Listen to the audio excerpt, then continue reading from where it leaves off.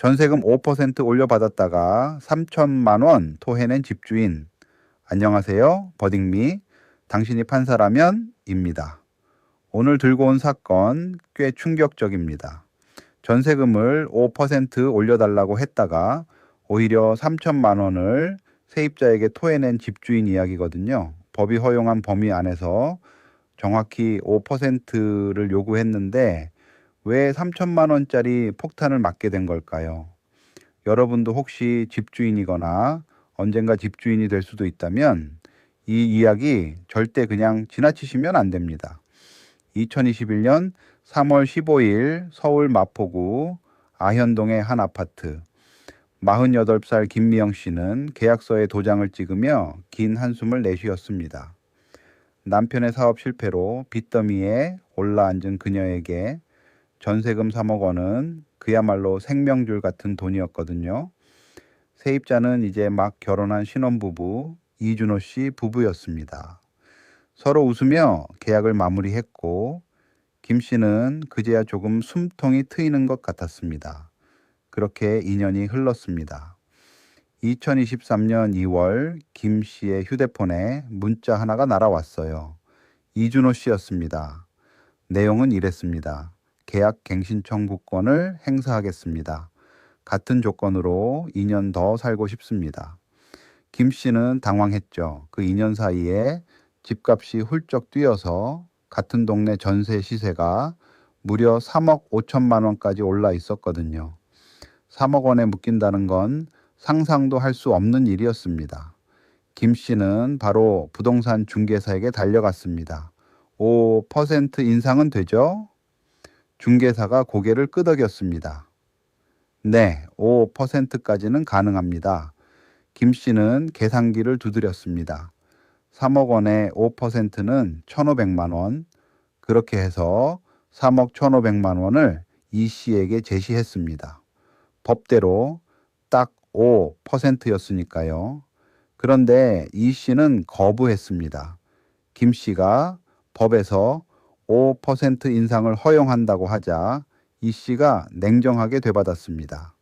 임대차 3법은 5% 이내라고 했습니다. 5%를 올려도 된다는 게 아니라 5%를 넘으면 안 된다는 뜻이에요. 김 씨는 어이가 없었습니다. 5%를 인정한다면서 왜 못 올리냐는 거냐고요. 결국 김 씨는 재계약 자체를 거부해 버렸습니다. 그러자 이 씨는 내용 증명 우편을 보냈습니다. 2023년 3월 2일 계약갱신 청구권 행사 및 임대차 계약 자동갱신 통보라는 제목의 문서였죠. 그리고 결국 두 사람은 법정에서 마주하게 됩니다. 김 씨는 아파트를 비우라는 명도 소송을 제기했고 이 씨는 계약이 유효하다는 확인 소송과 함께 정신적 피해에 대한 위자료 3천만 원을 청구하는 맞소송을 걸었습니다. 자, 이 사건의 핵심은 바로 이겁니다.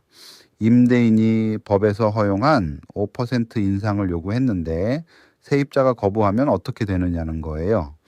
집주인 입장에서는 법이 5%를 허용한다면 그걸 받을 권리가 있다라고 생각할 수 있잖아요. 근데 세입자가 싫어요 라고 하면 집주인이 재계약을 거부할 수 있을까요? 이게 바로 이 사건의 뼈대입니다.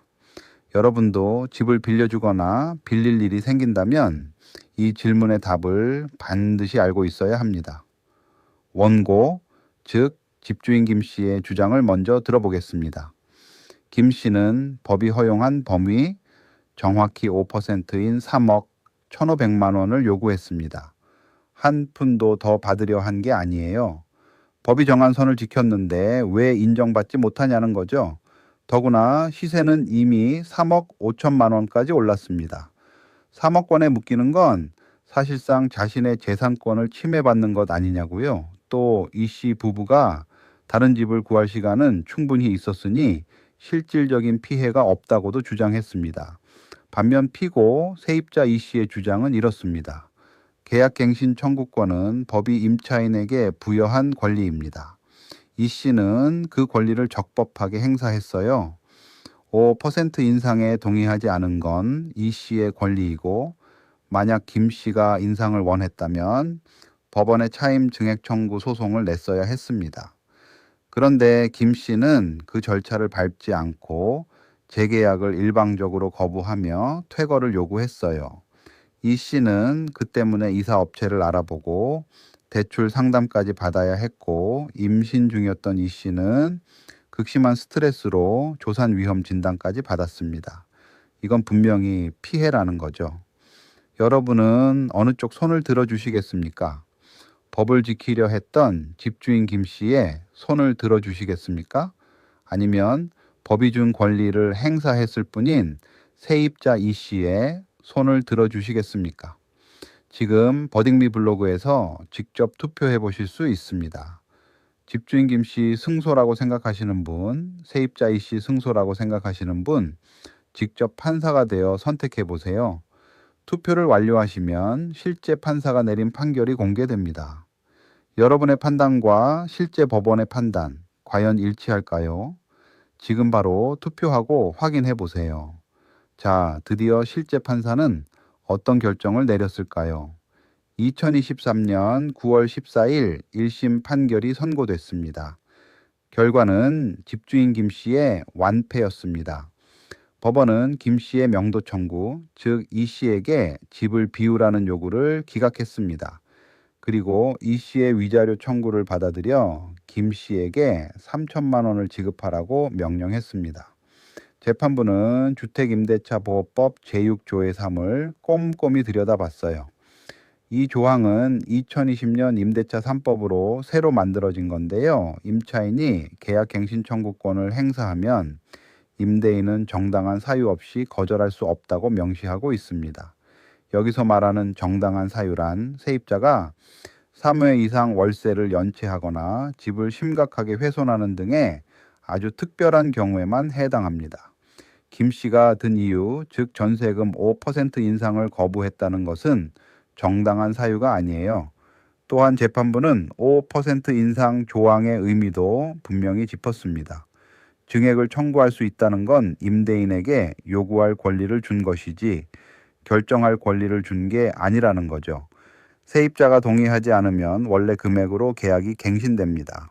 만약 임대인이 올리고 싶다면 법원에 차임 증액 청구 소송을 따로 제기해야 합니다.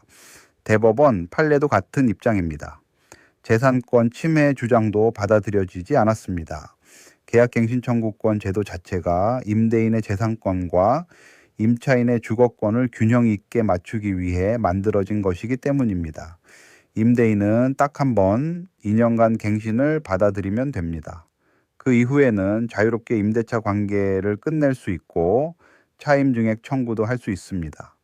위자료 3천만 원도 정당하다고 봤습니다. 이 씨는 부당한 퇴거 요구로 실제로 이사 준비를 했고 임신 중에 조산 위험 진단까지 받았습니다. 이는 김 씨의 위법한 행동이 직접적인 원인이라고 재판부는 판단했습니다. 이 판례가 우리 일상에 주는 교훈 정말 중요합니다. 알아두면 반드시 도움이 됩니다. 집주인이라면 이것만 꼭 기억하세요. 세입자가 계약갱신 청구권을 행사했을 때 5% 인상을 거부했다는 이유만으로 재계약을 거절할 수 없습니다. 인상을 원한다면 먼저 세입자와 성실하게 협의하고 합의가 안 될 경우 법원에 차임 증액 청구 소송을 제기하는 것이 올바른 절차입니다. 절차를 무시하고 일방적으로 나왔다가는 오히려 손해배상을 물어줄 수 있습니다. 세입자라면 이것을 알아두세요. 계약갱신 청구권은 굉장히 강력한 권리입니다. 제대로 행사하면 임대인이 동의하지 않아도 2년을 더 살 수 있고 임대인이 부당하게 퇴거를 요구한다면 위자료까지 청구할 수 있습니다. 단, 내용 증명 같은 서면으로 권리 행사 사실을 남겨두는 게 중요합니다. 김 씨는 법을 몰라서 3천만 원을 잃었습니다. 법원에 차임 증액 청구를 했더라면 최소한 일부 인상분은 받을 수 있었을 텐데 말이죠. 아는 것이 돈입니다. 당신이라면 어떤 판결을 내리셨을까요? 집주인 김 씨가 너무 억울하다고 느끼셨나요? 아니면 법대로라면 당연한 결과라고 느끼셨나요? 여러분의 생각을 댓글로 남겨주시고 버딩미를 구독하고 주변에도 공유해 주세요. 모르면 당하는 법, 알면 지키는 권리. 다음 판례에서 또 만나요.